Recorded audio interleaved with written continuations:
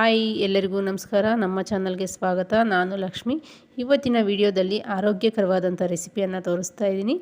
Mix fruits milk ಮಾಡೋದು ಹೇಗೆ ಅಂತ ತುಂಬಾ ಚೆನ್ನಾಗಿರುತ್ತೆ. ಹೆಲ್ದಿ ರೆಸಿಪಿ ಅಂತ ಕೂಡ ಹೇಳ್ಬೋದು. ತಪ್ಪದೆ ನೀವು ಕೂಡ ಟ್ರೈ ಮಾಡಿ. ಹೇಗೆ ಬಂದಿತ್ತು ಅಂತ ಕಮೆಂಟ್ ಮೂಲಕ ಕಮೆಂಟ್ ಮಾಡಿ. ಬನ್ನಿ, ಮೊದಲಿಗೆ ನಾನಿಲ್ಲಿ ಅರ್ಧ ಲೀಟ್ರ್ ಹಾಲನ್ನು ಸೇರಿಸ್ಕೊಂಡು ಚೆನ್ನಾಗಿ ಕಾಯಿಸ್ಕೊತಾ ಇದ್ದೀನಿ. ನಾನಿಲ್ಲಿ ಗುಡ್ ಲೈಫ್ ಹಾಲನ್ನು ಉಪಯೋಗಿಸ್ತಾ ಇದ್ದೀನಿ, ಸ್ವಲ್ಪ ಗಟ್ಟಿಯಾಗಿರುತ್ತೆ ಅಂತ. ಹಾಲು ಚೆನ್ನಾಗಿ ಕಾಯಿಸ್ಕೋಬೇಕಾಗುತ್ತೆ, ಇಲ್ಲಾಂದರೆ ಅಷ್ಟೊಂದು ಟೇಸ್ಟ್ ಇರಲ್ಲ. ಹಾಗೆ ಹಾಲು ಕಾಯಿಸ್ಕೊಳ್ಳೋವಾಗೆ ಸಕ್ಕರೆಯನ್ನು ಕೂಡ ಸೇರಿಸ್ಕೋಬೇಕಾಗುತ್ತೆ. ಸಕ್ಕರೆಯನ್ನು ಸೇರಿಸ್ಕೊಂಡು ಹಾಲನ್ನು ಕಾಯಿಸ್ಕೊಂಡಿದ್ದೀನಿ ನಾನು. ಮತ್ತೊಂದು ಕಡೆ 1 ಕಪ್ಪಷ್ಟು ನಾನು ಚಿಕ್ಕ ಕಪ್ಪಲ್ಲಿ 1 ಕಪ್ಪಷ್ಟು ಸಬ್ಬಕ್ಕಿಯನ್ನು ಸೇರಿಸ್ಕೊತಾ ಇದ್ದೀನಿ. ಸಬ್ಬಕ್ಕಿ ಸೇರಿಸ್ಕೊಳ್ಳೋದ್ರಿಂದ ತುಂಬಾ ಚೆನ್ನಾಗಿರುತ್ತೆ, ಹಾಗೆ ಸ್ವಲ್ಪ ಡಿಫ್ರೆಂಟ್ ಟೇಸ್ಟ್ ಕೂಡ ಇರುತ್ತೆ. ಹಾಗಾಗಿ ನಾನು ಸಬ್ಬಕ್ಕಿಯನ್ನು ಸೇರಿಸ್ಕೊತಾ ಇದ್ದೀನಿ. ಅದೇ ಕಪ್ಪಲ್ಲಿ 1.5 ಕಪ್ಪಷ್ಟು ನೀರನ್ನು ಸೇರಿಸ್ಕೊಂಡು 3 ವಿಜಲ್ ಕೂಗಿಸ್ಕೊಳ್ಳೋಣ. ಸೇಮ್ ಕಪ್ಪಲ್ಲಿ 1.5 ಕಪ್ ಸೇರಿಸ್ಕೊಳ್ಳೋದ್ರಿಂದ ಕರೆಕ್ಟಾಗಿ ಕ್ವಾಂಟಿಟಿ ಇರುತ್ತೆ, ನೀರಾಗಲ್ಲ. ಹಾಗಾಗಿ ನೋಡಿ, ಇಲ್ಲಿ 3 ವಿಜಲ್ ಕೂಗಿಸ್ಕೊತೀನಿ. ನಾನು ಮತ್ತೊಂದು ಕಡೆ ಹಣ್ಣೆಲ್ಲ ನೀಟಾಗಿ ವಾಶ್ ಮಾಡಿ ತೊಗೊಂಡಿದ್ದೀನಿ. ನೋಡಿ, ಅರ್ಧ ಆಪಲ್ಲು, ಹಾಗೆ 1 ದಾಳಂಬಿ, ಒಂದು ಕಂಪ್ಲೀಟಾಗಿ ದಾಳಂಬಿ, 1 ದಾಳಂಬಿ ಹಾಕಿಲ್ಲ ನಾನು. ಹಾಗೆ ಸ್ವಲ್ಪ ಗ್ರೇಪ್ಸು, ದ್ರಾಕ್ಷಿ ವೈಟ್ದು ಮತ್ತು ಕಪ್ಪುದು ದ್ರಾಕ್ಷಿ, ಹಾಗೆ 2 ಏಲಕ್ಕಿ ಬಾಳೆಹಣ್ಣು, ಸ್ವಲ್ಪ ಮಾವಿನ ಹಣ್ಣು, ಹಾಗೆ ಡ್ರೈ ಫ್ರೂಟ್ಸನ್ನು ಸ್ವಲ್ಪ. ಇವಾಗ ನಾನಿಲ್ಲಿ ಪೊಮೊಗ್ರಾನೇಟ್ ಬಿಡಿಸ್ಕೊತಾ ಇದ್ದೀನಿ. ತುಂಬಾ ಚೆನ್ನಾಗಿರುತ್ತೆ. ನಿಮಗೆ ಇಂಥ ಫ್ರೂಟ್ ಅಂತ ಏನಿಲ್ಲ, ನಿಮಗೆ ಏನೇನು ಹಣ್ಣು ಮನೆಗಿದೆಯೋ ಎಲ್ಲ ಹಣ್ಣನ್ನು ಕೂಡ ಸೇರಿಸ್ಕೋಬೋದು. ಸಣ್ಣ ಸಣ್ಣದಾಗಿ ಕಟ್ ಮಾಡ್ಕೊಳ್ಳಿ. ಅದ್ರ ಏನೇ ಹಣ್ಣು ಹಾಕಿದ್ರೂ ಸಣ್ಣ ಸಣ್ಣದಾಗಿ ಕಟ್ ಮಾಡಿಕೊಂಡ್ರೆ ತುಂಬಾ ಚೆನ್ನಾಗಿರುತ್ತೆ. ಮಕ್ಕಳಿಗೂ ಕೂಡ ತುಂಬಾ ಇಷ್ಟ ಆಗುತ್ತೆ. ಬರೀ ಹಾಲು ಯಾರು ಕುಡಿಯಲ್ವೋ ಅವರಿಗೆಲ್ಲ ಈ ಥರ ಮಾಡಿಕೊಡ್ಬೋದು, ತುಂಬಾ ಚೆನ್ನಾಗಿರುತ್ತೆ. ಅಥವಾ ಬೇಸಿಗೆಗಾಲದಲ್ಲೂ ಕೂಡ ಈ ಥರ ಮಾಡಿಕೊಂಡು ಕುಡಿದ್ರೆ ತುಂಬಾ ಚೆನ್ನಾಗಿರುತ್ತೆ. ತುಂಬ ಹೆಲ್ದಿ ರೆಸಿಪಿ ಅಂತ ಕೂಡ ಹೇಳ್ಬೋದು.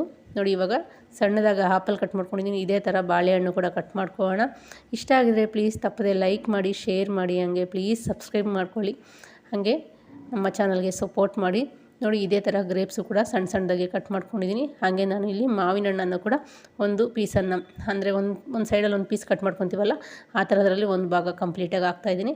ನಿಮಗೆ ಸಿಕ್ಕಿದ್ರೆ ಸೇರಿಸ್ಕೊಳ್ಳಿ, ಇಲ್ಲಾಂದರೆ ಅವಶ್ಯಕತೆ ಇಲ್ಲ. ಆದರೆ ಸೇರಿಸ್ಕೊಳ್ಳೋದ್ರಿಂದ ತುಂಬಾ ಚೆನ್ನಾಗಿರುತ್ತೆ. ಹಾಗಾಗಿ ನಂಗೆ ಸಿಕ್ತು ಅಂತ ಸೇರಿಸ್ಕೊಳ್ತಾ ಇದ್ದೀನಿ. ಸೀಸನ್ ಟೈಮಲ್ಲಿ ಮಾಡಿಕೊಂಡ್ರೆ ತಪ್ಪದೆ ನೀವು ಒಮ್ಮೆ ಟ್ರೈ ಮಾಡಿ. ಹಾಗೆ ಒಂದು 5ರಿಂದ 6 ಚೆರಿ ಫ್ರೂಟನ್ನು ಹಾಕ್ಕೊಂಡಿದ್ದೀನಿ ನಾನು.